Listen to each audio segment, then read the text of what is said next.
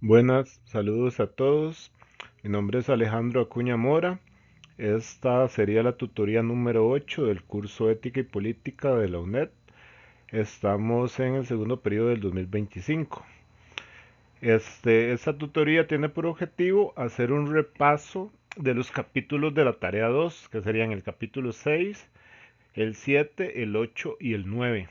Esta tutoría tiene como objetivo hacer un repaso. Es más que todo una suerte de mapa. Ir revisando las preguntas, ir ver dónde encontramos los contenidos, tratar de tal vez hacer de una forma más coloquial algunos conceptos, este, como forma de repaso. Para esta altura del curso se supone que como estudiantes ya tenemos leídos los capítulos 6, 7, 8 y 9 de la unidad didáctica modular, ¿verdad? Del libro Ética y Política del profesor Cañas.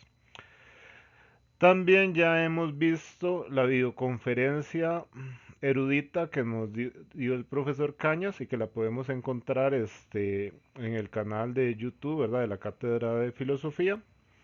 Y también están las tutorías, ¿verdad? De cada capítulo. Entonces, esa tutoría tiene como objetivo hacer un repaso sobre dichos contenidos y para ello nos vamos a ir enfocando, ¿verdad? Como guían las preguntas que nos aparecen en la tarea 2. Si alguno no ha visto la videoconferencia o las tutorías, les recuerdo que las puede encontrar en el canal y ahí por cuestiones de tiempo y por cuestiones especif- de del espíritu de cada tutoría, va a encontrar distintos contenidos. Entonces vamos a avanzar con el propio de nosotros, ¿verdad? Que es una suerte de repaso. Entonces nos vamos a encontrar la pregunta uno de la tarea 2. La pregunta dice, explique mediante 4 ideas la filosofía política de Maquiavelo, de Nicolás Maquiavelo. Cada idea debe completarse con una cita textual de la UDM, de la Unidad Didáctica Modular. Pero en este caso, ¿verdad? Para no repetir algunos errores que vi con la tarea uno, cuando citamos a la unidad didáctica modular, lo que tenemos que citar en realidad es el libro Ética y Política, cuyo autor es Cañas. Entonces, cuando hacemos la cita textual, tenemos que citar a Cañas, ¿verdad? Como autor del libro Ética y Política. Tenemos que citar a la par, ¿verdad? El año, ¿verdad? De la edición del libro que estamos usando y la página de la cual estamos tomando el texto. Adicionalmente, argumente con 2 ideas las implicaciones o consecuencias éticas de su filosofía política. Un punto cada idea, un punto cada cita textual, 10 puntos en total, extensión de 2 a 3 páginas. Entonces tenemos que vamos a colocar la idea, una de las ideas de Nicolás Maquiavelo, vamos a colocar también la cita textual que la respalda y recordar que cada vez que hacemos una cita textual tenemos que comentarla. O sea, la cita textual no es de adorno, sino que la cita textual es un elemento que nos permite mostrar el punto y la forma en que el autor señala tal idea, pero lo vamos a utilizar para expandir nuestro razonamiento sobre dicha idea. Entonces, digamos, la cita no es nada más de poner la idea y la cita. Cada vez que ponemos una cita es necesario comentarla. A ver, entonces, ¿dónde vamos a encontrar los contenidos? Sobre Nicolás Maquiavelo, los vamos a encontrar en el capítulo 6. Entonces, en el capítulo 6 vamos a encontrar sobre la vida y obra del autor, sus ideas, ¿verdad?, sobre el humanismo cívico historicista, la realidad de lo humano ante el poder y la virtud y la fortuna. Entonces, en el capítulo 6, ¿verdad? En el punto 6.2, ya no profundizando propiamente en la vida del autor, ¿verdad? Porque ya lo hemos leído, lo hemos visto en las otras tutorías, vamos a encontrar una de las ideas principales de Maquiavelo, que es el realismo político. El realismo político va a estar en contradicción con el tema utópico, que lo vamos a ver en las preguntas más adelante y del cual ustedes ya lo han leído. O sea, para hacer política, una política real, una política de verdad, habría que partir de lo que realmente pasa en la sociedad. No partir de supuestos, como que somos una sociedad igualitaria, como que no hay discriminación, como que no hay violencia y el Estado funciona bien, o que va a venir una entidad metafísica, ¿verdad? Como un ángel o no sé, los alienígenas a salvarnos, sino que hay que partir para hacer política del conocimiento de la historia y la realidad misma del ser humano. Entonces, entre las ideas que nos va a mostrar el autor, el profesor Cañas, Roberto Cañas, en el capítulo, que nos están pidiendo cuatro, hay muchas. Entonces tenemos la del realismo político, que implica no imaginar repúblicas y abstenerse y no imaginar datos imaginarios sobre los cuales vamos a hacer política, de cómo funciona la sociedad, sino que tenemos que verificarnos a cómo funciona la realidad misma. Luego tenemos la otra cuestión, otra idea que podemos desarrollar en ese punto, que es el pesimismo antropológico. Entonces, cuando hablamos de antropos, estamos hablando sobre el ser humano. Entonces, el pesimismo antropológico es una idea que también vamos a ver en Tomahawk, en el desarrollo más adelante, bajo la famosa frase, el hombre es lobo del hombre. Entonces vemos que si pensamos, digamos, sobre crímenes, si pensamos sobre corrupción, si pensamos sobre lo más malo que puede haber realizado un ser humano a lo largo de la historia, ya hay alguien o personas que han cometido esos crímenes. Si pensamos en la capacidad que tiene el ser humano para hacer lo bueno, también tenemos que pensar en la capacidad, digamos, que tiene el ser humano también para hacer lo malo y como muchas veces esa capacidad para hacer lo malo, o para hacer el mal, para ser corrompido, para caer en corrupción, para caer en traición, es siempre una posibilidad. Entonces, digamos, partiríamos del realismo político, ¿verdad? Que tendríamos que partir de las condiciones materiales reales, ¿verdad? Que hay en la sociedad. Muchas veces los gobiernos tratan de presentar los países, no sé, las lapas, los parques nacionales, el baile típico, pero tratan de obviar, ¿verdad? En esa cara que usted presenta hacia el exterior, que tal vez hay una ola de asesinatos, hay un conflicto con el narcotráfico, hay enfrentamientos entre diversos sectores políticos, ¿verdad? Que van más allá del juego electoral. Entonces están esas condiciones, ¿verdad? Del realismo político, lejos de la fachada que muchas veces los gobiernos quieren presentar. Y también está la cuestión de la posibilidad de que el ser humano se corrompa, de que el ser humano está dispuesto a hacer el mal, de que dependiendo un precio, la gente está dispuesta a corromperse. A, a ver, este, para Maquiavelo es muy importante, para partir del realismo político, un humanismo cívico historicista. El humanismo, contrariamente como se habla en el lenguaje popular, no consiste en que usted vaya a ser bueno con los seres humanos, sino que usted conozca sobre el ser humano. Entonces conozca, digamos, los conflictos que hubieron anteriormente, y cómo dichos conflictos se podrían repetir y usted qué puede aprender de dichos conflictos.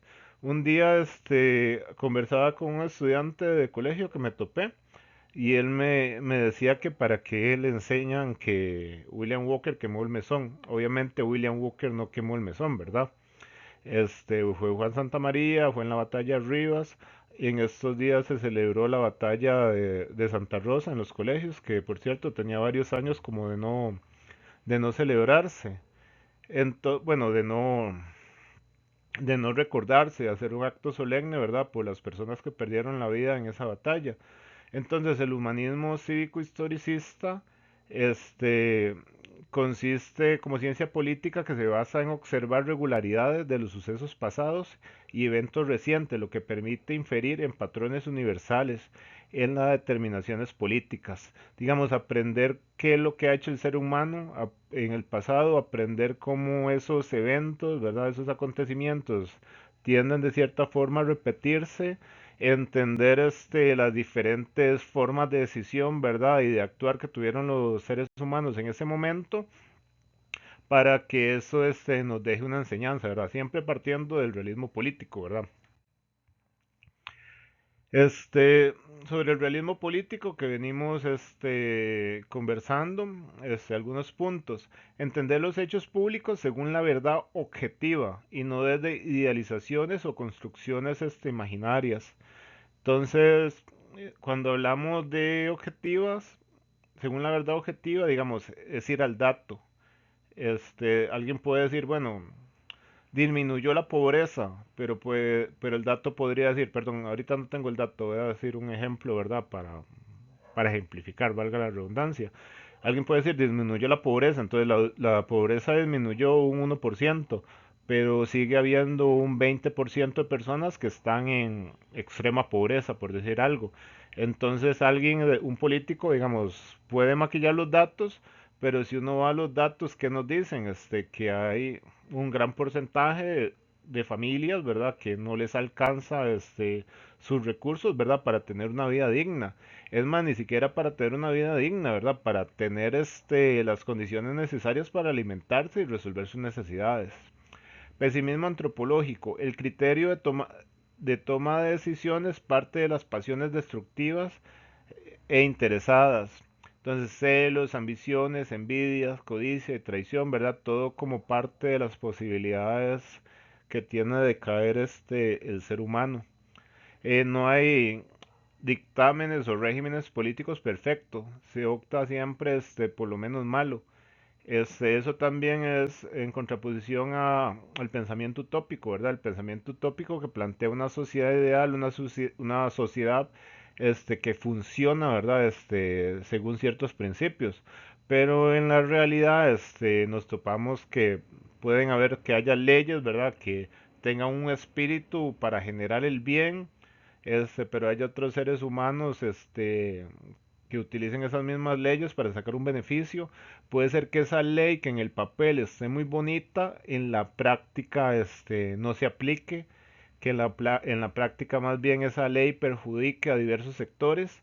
Entonces, las teorías políticas son cuadradas, pero la realidad no tiene forma, no hay, ya dije forma, perdón, no hay una manera de hacer que la cuestión teórica de las leyes encaje en una realidad, ¿verdad? Que está en constante cambio y no es cuadrada, se sale por todos los extremos. Se recurre a las leyes, la fuerza militar o el engaño por la presencia de conflictos y hostilidades. Entonces, digamos, bajo el realismo político y bajo el historicismo cívico, vemos que la política parte del poder, parte de quien impone su proyecto político a otro, quien impone sus ideas, ¿verdad? Y sus intereses a los demás. Entonces muchas veces la política cae en el conflicto. Por eso con Maquiavelo se habla que hay una separación entre la ética y la política. Si bien en los griegos la ética y la política estaban juntas, con Maquiavelo y el realismo político va a haber una separación. Ya la política no va a estar centrada, digamos, en hacer el bien, ¿verdad? Y en mantener la justicia, sino que bajo el realismo político que presenta Maquiavelo, lo que se busca es tener el poder, mantener el poder. Entonces, para mantener el poder, muchas veces hay que caer en guerra, asesinatos, este, y las bajezas más grandes que pueda hacer el ser humano, con el objetivo de mantener el poder, independientemente de que sea ético o no sea ético. Por eso se habla que en Maquiavelo hay una separación entre la ética y la política. Los saberes políticos se basan en cierta lectura de la historia y en la práctica efectiva del momento. Entonces, ¿quién es el mejor estratega? El que ya ha conocido cómo han sucedido las revoluciones, cómo han sucedido las batallas, por lo general, qué acciones, ¿verdad? Toma la gente ante dichas acciones, ¿verdad? Entonces eso le permite tener un panorama más objetivo y tener un panorama nutrido por el conocimiento de la historia, a sabiendas, ¿verdad?, de que el ser humano es corruptible, muchas veces puede caer en la traición, muchas veces por defender sus intereses puede hacer el mal y también puede recurrir a todo tipo de violencia con el objetivo de cumplir sus intereses, ¿verdad? Aunque no sean éticos, pero que los lleve a mantener el poder. Bueno, ahora que hablamos un poco, ¿verdad? Sobre Maquiavelo, sobre el realismo político, sobre la separación de la ética y la política. En la pregunta 2 nos vamos a encontrar con un contexto totalmente diferente. Un contexto utópico que va a partir también de una crítica a la sociedad actual, pero presentando un proyecto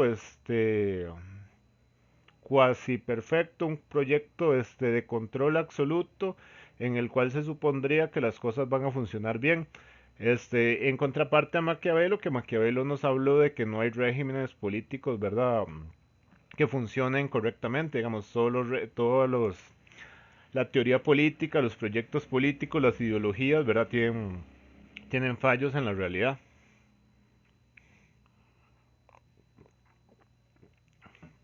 Entonces, pregunta 2. Perdón.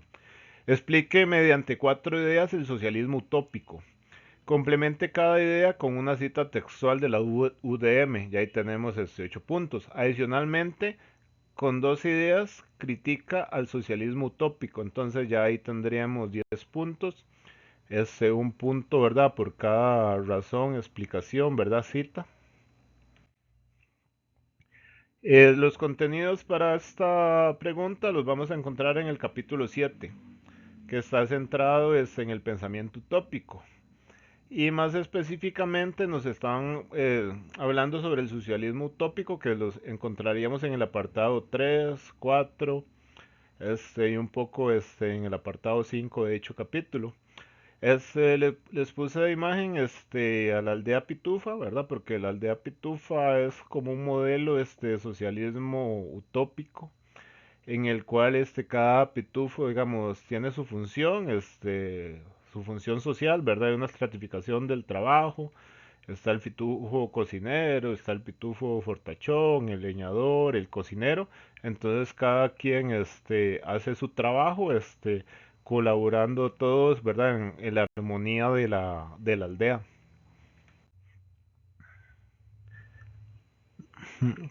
Aquí algunos ejemplos de cómo se han planteado las utopías, ¿verdad? Como ciudades imaginarias, ¿verdad? Ciudades aisladas en las cuales hay ciertas formas de control, ¿verdad? Que imponen cómo, cómo una sociedad bajo ciertos principios funcionaría.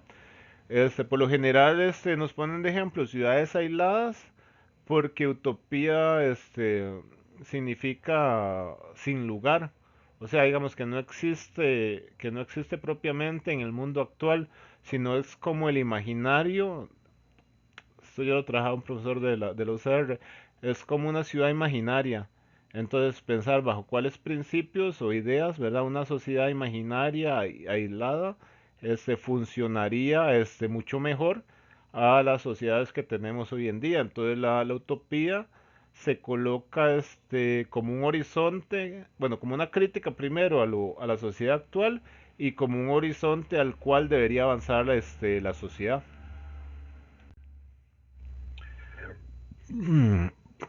Y volviendo a los conceptos de utopía, ¿verdad? Para entender los contenidos, ¿verdad? Del socialismo utópico. Los orígenes antiguos de la utopía se remontan a la República de Platón. La utopía es un proyecto político que critica las problemáticas circundantes y plantea una mejor forma de organización que podría algún día llegar a realizarse. Las utopías confían en la bondad natural y su actitud para el colectivismo. O sea, aquí tenemos un punto muy importante, ¿verdad? Que es opuesto al pensamiento de Maquiavelo, al realismo político. En las utopías, ¿verdad? Se cree que la gente es buena, la gente tiene una bondad y la gente está dispuesta para colaborar con la comunidad, que la gente está dispuesta a seguir las reglas y trabajar por el bien común. Algo que en Maquiavelo no ocurriría, ¿verdad? Porque bajo el pesimismo antropológico la gente estaría más dispuesta muchas veces, aunque no lo admita, a luchar por cumplir sus intereses, a sabiendas, ¿verdad? Que eso puede implicar, traicionar a los demás. Características esenciales: la felicidad, igualdad para todos, educación como factor prioritario, el colectivismo, la abolición de la propiedad privada, reencuentro con la bondad original, el humanismo, una sociedad dirigida por sabios, leyes sencillas y escasas, un estado aislado, como les venía diciendo, y la nivelación de la mujer con respecto al hombre. Ujú. Ahora más específicamente, la pregunta nos hace referencia, ¿verdad?, al socialismo utópico, en este caso el socialismo francés. Entonces partimos primero, ¿verdad?, que el socialismo es una forma opuesta al individualismo, ¿verdad? El socialismo no busca el bien del individuo, sino que busca el bien de la comunidad. Al socialismo utópico, este, la, la denominación se la dio Luis Auguste Blanqui. Este, co- ¿cómo decirlo aquí? Eh, hay dos tipos de socialismos. Un socialismo que sería el marxista, que lo vamos a ver en los capítulos próximos, ¿verdad? Que creo que entra en el proyecto, en el cual Marx y Engels planteaban la revolución social, planteaban que los trabajadores se unieran, formaran sindicatos, se unieran todos los sindicatos y formaran partidos políticos, y como los trabajadores eran mayoría, el partido político de los trabajadores, claro que ganaría las elecciones, pero como los sectores dominantes no iban a permitir que los trabajadores ganaran, y crearan un gobierno de los trabajadores, entonces, los trabajadores no podían confiar, en la vía democrática, en la vía política tradicional, sino que tenían que hacer una revolución social para instaurar un gobierno propiamente de trabajadores que garantizara condiciones de vida dignas para todos, ¿verdad? Entonces ese es el socialismo clásico. El socialismo utópico francés tiene la característica de utópico porque no plantea una metodología, no plantea un método de cómo los trabajadores o los seres humanos puedan llegar a transformar el orden existente. Por eso, digamos, se le llama utópico. El socialismo francés o utópico acaece durante el siglo XIX como crítica frente a los abusos hacia el proletario. Proletarios son los sectores trabajadores, ¿verdad?, que se produjeron a raíz de la revolución industrial y el liberalismo económico. El socialismo es un pensamiento político que se contrapone al individualismo capitalista, donde el lucro personal es el móvil que genera la riqueza. Saint-Simon es el iniciador y formula la necesidad de socializar la propiedad privada. O sea, socializar la propiedad privada implica, en términos entendibles para todos, este, que hay mucha gente que no tiene tierra para cultivar sus alimentos, pero hay gente que tiene fincas del tamaño en el mundo, fincas más grandes que tal vez que Guanacaste. En Brasil tal vez hay gente que tiene fincas más grandes que Costa Rica. Entonces el socialismo implicaría la tierra para el que trabaje. Implicaría no un individualismo en el que alguien pueda adueñarse de los medios de producción como la tierra o las fábricas, sino que todos los trabajadores puedan tener acceso tanto a la tierra como a las fábricas. Entonces eso implicaría, ¿verdad?, abolir la propiedad privada, no que ustedes van a llegar y le van a robar el cepillo de dientes y los calzoncillos y los van a repartir entre todos, sino que las formas de producción, los medios de producción de la vida, sean comunes a todos. También abolir la herencia, que el Estado intervenga en materia económica y sea productor a fin de distribuir, ¿verdad?, los recursos. Algo contrario con el liberalismo, ¿verdad? Que vamos a ver más adelante, que afirma que cuando el Estado interviene en la economía se hace ineficiente. Entonces los liberales, ¿verdad? Contrario al socialismo y al socialismo utópico, plantean que el Estado no debe intervenir en la política. Entonces, ¿qué va a proponer Charles Fourier? Propone un sistema de comunidades cooperativas para labores de agricultura e industria, al fin de que se multipliquen y se instaure una nueva época del mundo societario. Aquí habrá igualdad de derechos entre hombres y mujeres, libertad sexual y el trabajo es fuente de satisfacción. Algo que tal vez ningún sistema político ha logrado hasta ahora, ¿verdad? Que el trabajo sea una fuente de satisfacción. Entonces, les recordamos, ¿verdad? Que recordamos que estas propuestas son tachadas de utópicas porque, uno, se plantean una sociedad mejor, tal vez, a la sociedad que se vivía en ese momento.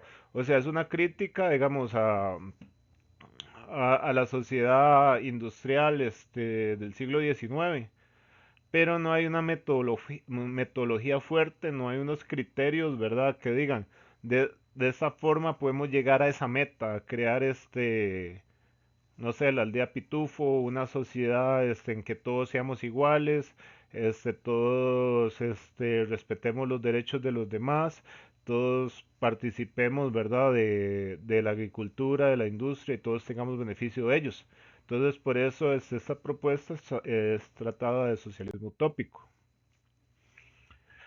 Este, críticas. Las críticas principales, ¿verdad? La utopía, que ustedes ya leyeron en el libro. Las utopías poseen la ingenua creencia que el ser humano es fundamentalmente bueno y que históricamente no lo ha sido porque las condiciones políticas sociales se lo han impedido. Eso es como lo que leímos cuando leímos a Sócrates, ¿verdad? Que tal vez el ser humano es bueno, pero la sociedad lo ha corrompido. Son débiles los medios que proponen los autores utópicos para cambiar el orden existente.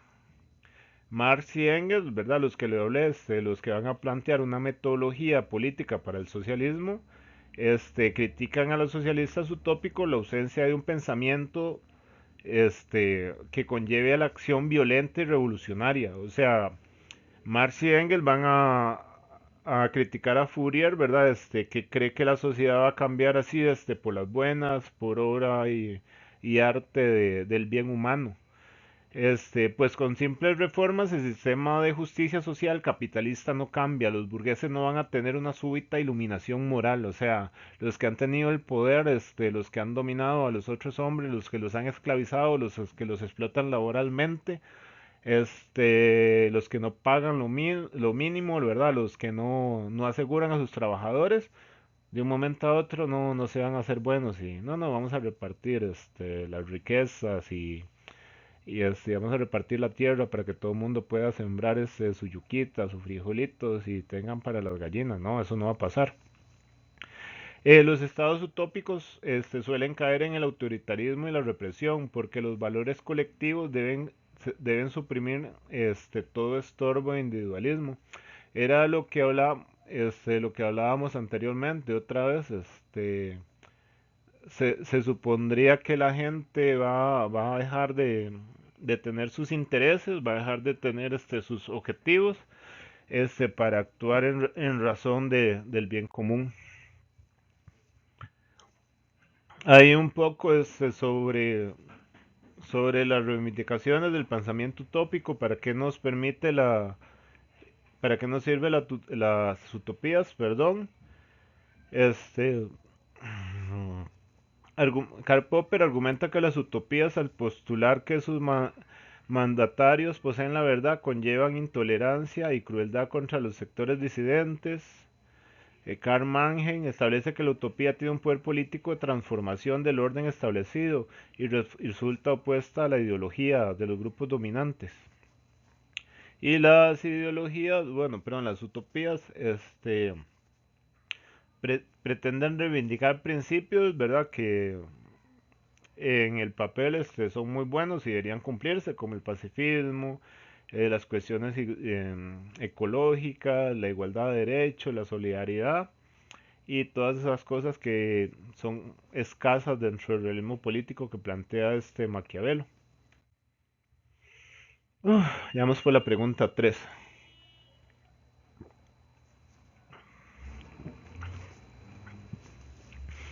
Elabore un cuadro comparativo en el que exponga las diferencias y similitudes en el pensamiento político de Thomas Hobbes y de John Locke. Tome en cuenta los siguientes 4 aspectos para la comparación. Es estado de naturaleza, por qué se establece el gobierno civil, distribución del poder en el gobierno civil, derechos de los ciudadanos. Entonces aquí tendríamos que realizar un cuadro en relación, digamos, a ver, vale 8 puntos, entonces son 4 cosas que nos piden: estado de naturaleza. Entonces ponemos la versión de Thomas Hobbes y ponemos la versión de John Locke. Aquí podemos recordar que el estado de naturaleza es un estado hipotético. Es el supuesto de cómo vivirían los seres humanos sin estado. Sin estado hacemos referencia a la carencia del poder político. Entendemos como estado el poder político que controla un territorio, emite leyes, la gente tiene que obedecer esas leyes y el estado tiene el monopolio de la violencia. O sea, el Estado tiene policía, tiene ejército, ¿verdad? Que garantiza que se cumplen sus leyes. Entonces, el estado de naturaleza sería un estado hipotético de cómo vivirían los seres humanos sin gobierno. Ya habíamos hecho referencia a Thomas Hobbes. En Thomas Hobbes, en el estado de naturaleza sería un estado de guerra. Sería un estado de guerra continuo. El hombre, Thomas Hobbes, perdón, no lo puedo pronunciar bien, partiría también de un pesimismo antropológico en el que el ser humano es lobo del hombre. Al no haber una autoridad que imponga las leyes, a usted no le quedaría otra, ¿verdad?, que defenderse de usted mismo. Entonces usted podría, no sé, hacerse una familia, hacer una casita, tener unos sembradíos de alrededor de la casita y podrían llegar otros hombres, robarse sus cultivos, matar y violar a sus familiares, quemar su casa o echarlo de su casa. Y usted al no haber gobierno, al no haber un estado, usted no tendría a quién reclamarles. Entonces usted entraría en guerra, en conflicto, ¿verdad? Si es que tiene la capacidad, la fuerza y las armas para enfrentarse a esos otros hombres. Entonces, para Hot, en el estado de naturaleza, lo que habría sería guerra, conflicto entre todos los seres humanos, porque al ser malos por naturaleza, y no haber una autoridad que ponga orden, viviríamos en un estado de guerra constante. En cambio, en John Locke, en ese estado de naturaleza, el ser humano, al principio, no viviría tan mal, porque por naturaleza usted tendría derecho a la vida, tendría derecho a la libertad y tendría derecho a la propiedad privada. La propiedad privada, sería, cuando usted mezcla su trabajo con la naturaleza, ¿verdad? Esa, y transforma la naturaleza, eso pasaría a ser parte suya. Digamos, usted cha- chapeó el terreno, le puso una cerca, cortó árboles, con esos árboles hizo madera, y con esa madera construyó su casa.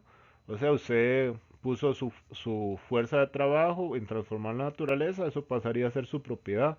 Entonces, en el estado de naturaleza, perdón, uno gozaría de esos tres derechos fundamentales, ¿verdad? Que son los derechos, que defienden, los liberales. Pero en Locke, también cabe la posibilidad de que haya gente que quiera,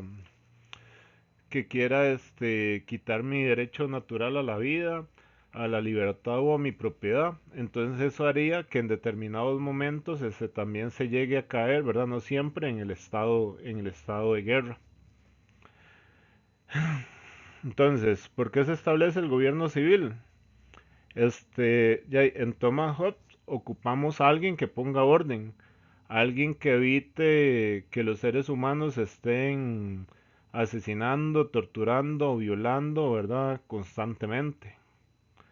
Este, en Locke, hacemos el gobierno civil, ¿verdad? Porque ocupamos, cooperación humana y aparte, entre mayor cooperación tengamos, en establecer un poder político, ese poder político, nos puede garantizar en mayor medida, ¿verdad? La protección de nuestro derecho a la libertad, a la vida, y a la propiedad.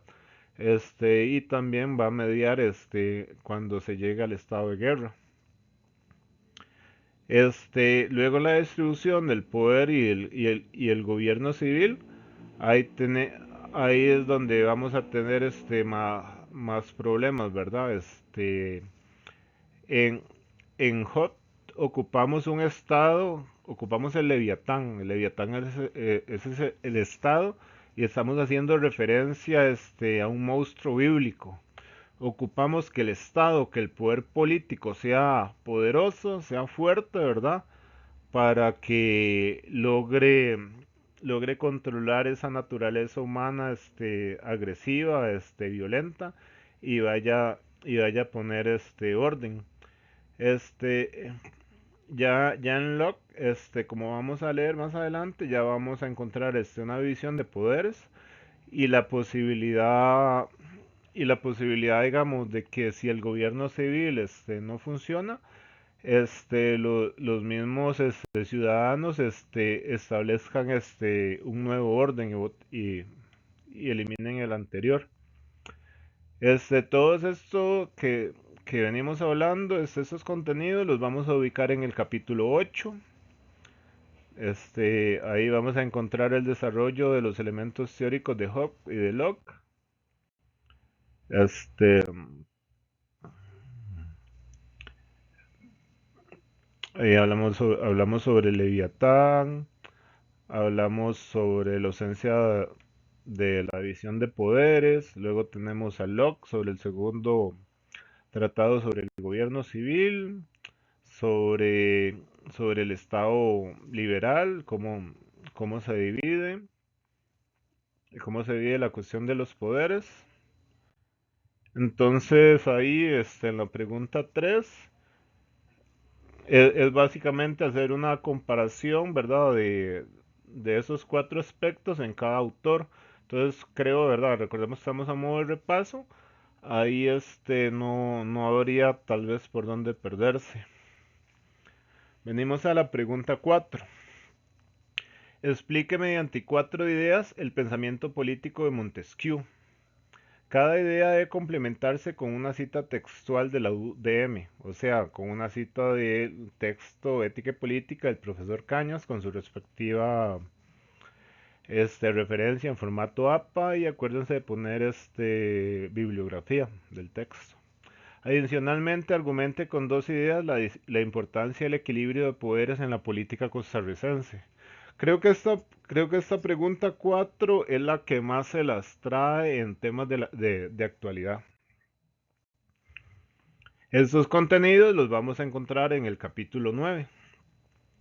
Este, Más específicamente en el punto 9.2, el freno al despotismo con el equilibrio de los tres poderes.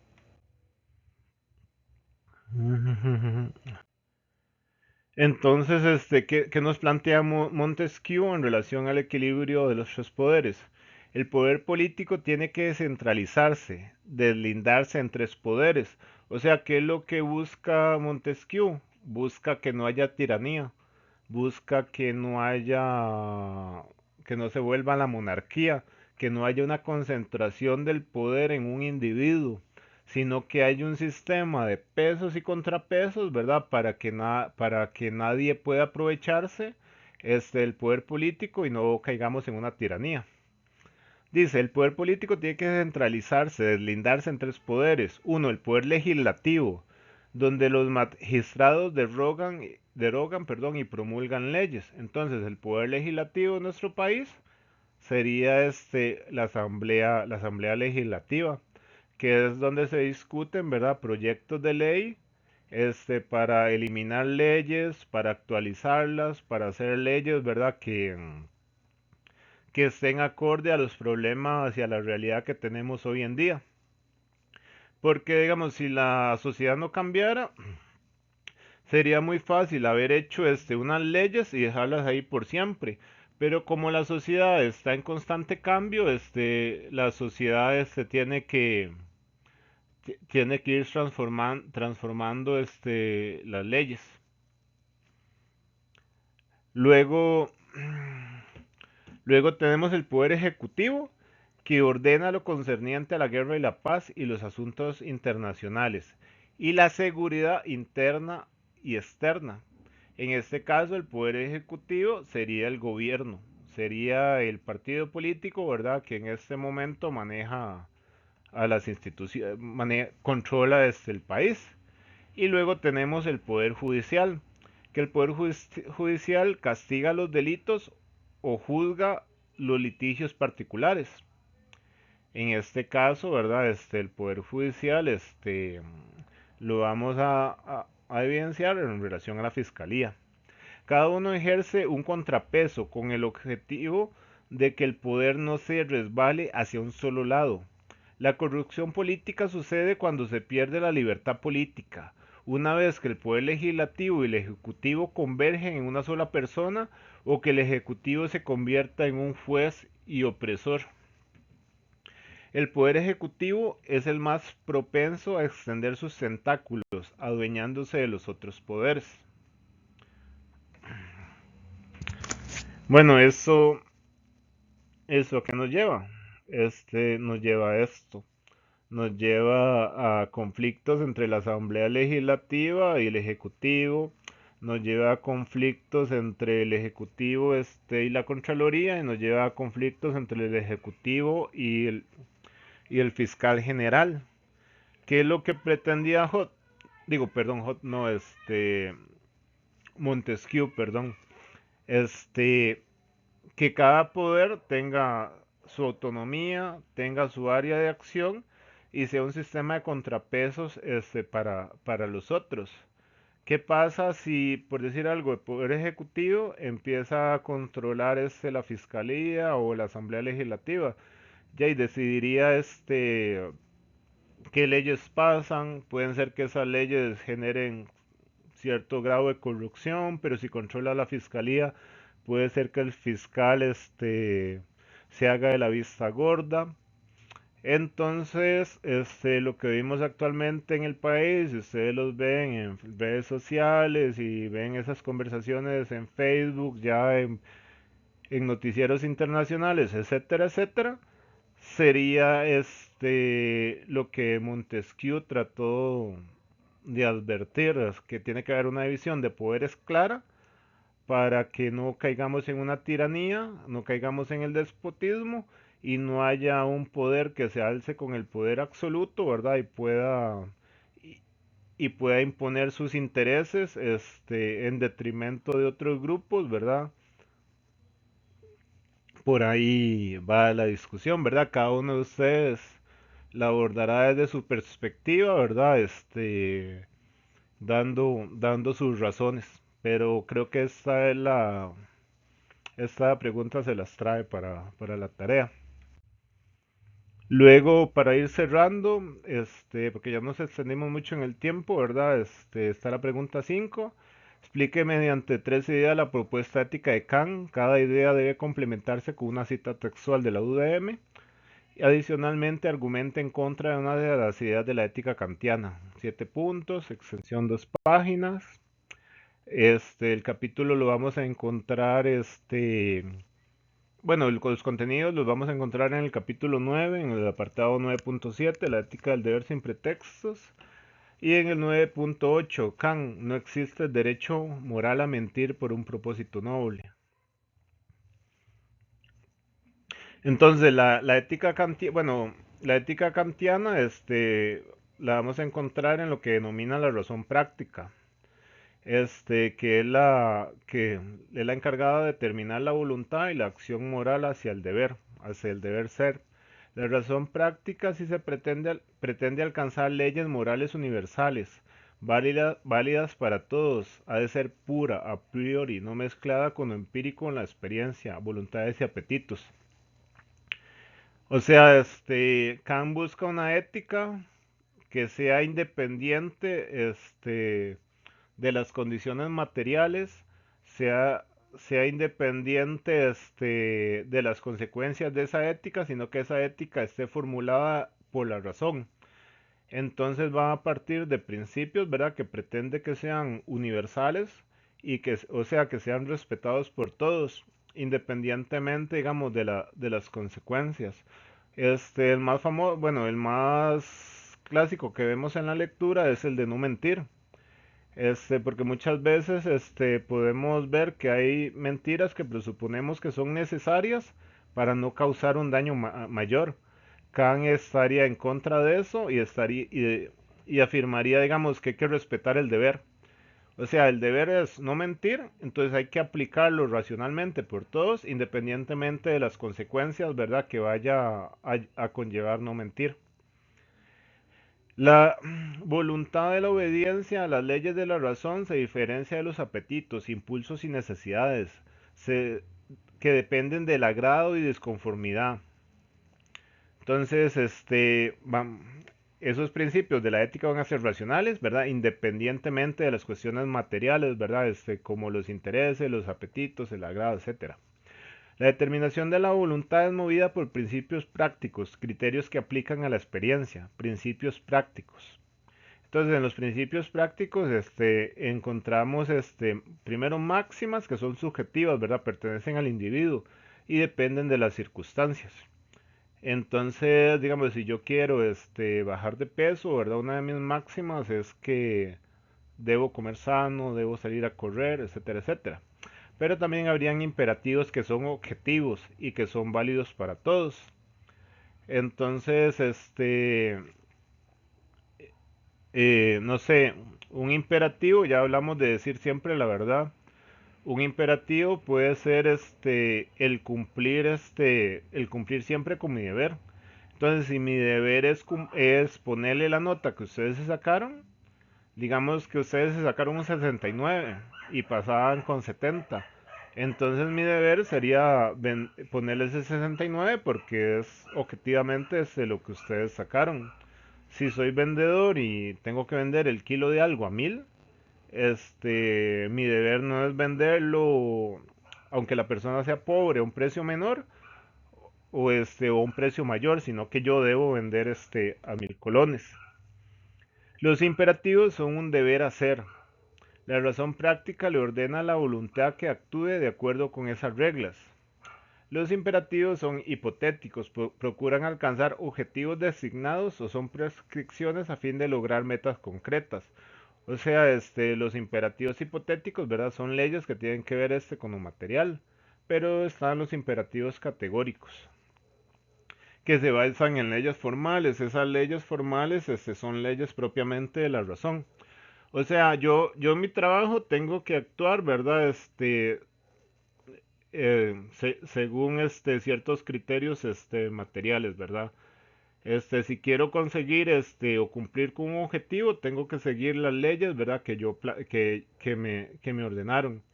Si mi, si a mí me contrataron por dar clases hasta las 6 de la tarde, no puedo dejarlos salir a las 5:55, pero tampoco los voy a dejar salir a las 6:05. Es mi deber dejarlos salir a las 6. Si el semáforo está en rojo, es mi deber detenerme. Si está en verde, puedo continuar. Entonces hay criterios, digamos, de la ética, ¿verdad? Que se basan en el deber, ¿verdad? Y tienen un trasfondo de una ley material. Pero hay otros imperativos como el categórico, en los cuales, digamos, en ese momento yo tengo que actuar según la razón y según una razón que yo pretendería universal. Entonces, una de las formulaciones del imperativo categórico es: actúa de tal modo que tus acciones puedan ser consideradas como ley universal de la naturaleza. Entonces, digamos que yo me topo un viejito que quiere cruzar la calle, pero le cuesta porque está viejito. Entonces, yo lo voy a ayudar porque yo creería por medio de la razón que eso debe ser una ley universal, que todos deberíamos ayudar a los viejitos a cruzar la calle. Eso independientemente de que yo vaya a ser viejito y quisiera que me ayuden. No, es el deber de cada quien ayudar a los viejitos a cruzar la calle. Si yo me encuentro un teléfono, ¿qué pasaría si a mí se me pierde el teléfono? Quisiera que alguien me lo devolviera. Entonces, si yo me encuentro un teléfono, lo voy a dejar prendido, voy a esperar a que alguien me llame, ¿verdad? Para ver quién es el dueño y devolvérselo, porque yo quisiera que si a mí o cualquier otra persona se le perdiera el teléfono, racionalmente, las personas lo ayudaran a que lo vuelva a encontrar. Entonces, los imperativos categóricos, ¿verdad? Se basan en formas o leyes, ¿verdad? Formales de la razón, en las cuales yo supongo que todas las demás personas deberían actuar de esa forma. Aquí tenemos algunas formulaciones de los imperativos categóricos. Bueno, a mí la que más me gusta fue la que les señalé, ¿verdad? Actúa de tal forma que tus acciones puedan ser consideradas como ley universal de la naturaleza. O sea que yo voy a actuar como yo quisiera que todas las demás personas actuaran, porque creo que la razón es lo que nos lleva a actuar de esa forma. Luego críticas a la teoría kantiana, no toma en cuenta el pensamiento de los demás. Pueden ser que haya gente que no base sus acciones en la razón. También otra es que cumplir con el deber, otra crítica muy famosa a Kant, no siempre tiene un buen resultado. Este, tal vez hay veces que tal vez con mentir usted logra que el daño se apacigüe un poco mientras surge la verdad o mientras se arreglan las cosas. Puede ser que yo tenga la obligación de vender a 1.000 colones el kilo, pero hay una familia pobre que no pueda pagar a 1.000 colones el kilo. Entonces yo no se lo vendo un poquito más barato porque si no es por 1.000 no lo vendo. Entonces esa también sería una de las críticas, ¿verdad? Hacia Kant, ¿verdad? Que cumplir el deber no siempre culmina con un buen final. Bueno, espero haberlos guiado un poco, ¿verdad? Sobre las preguntas, y sobre los contenidos, dónde ubicar los contenidos, ¿verdad? Para responder cada pregunta.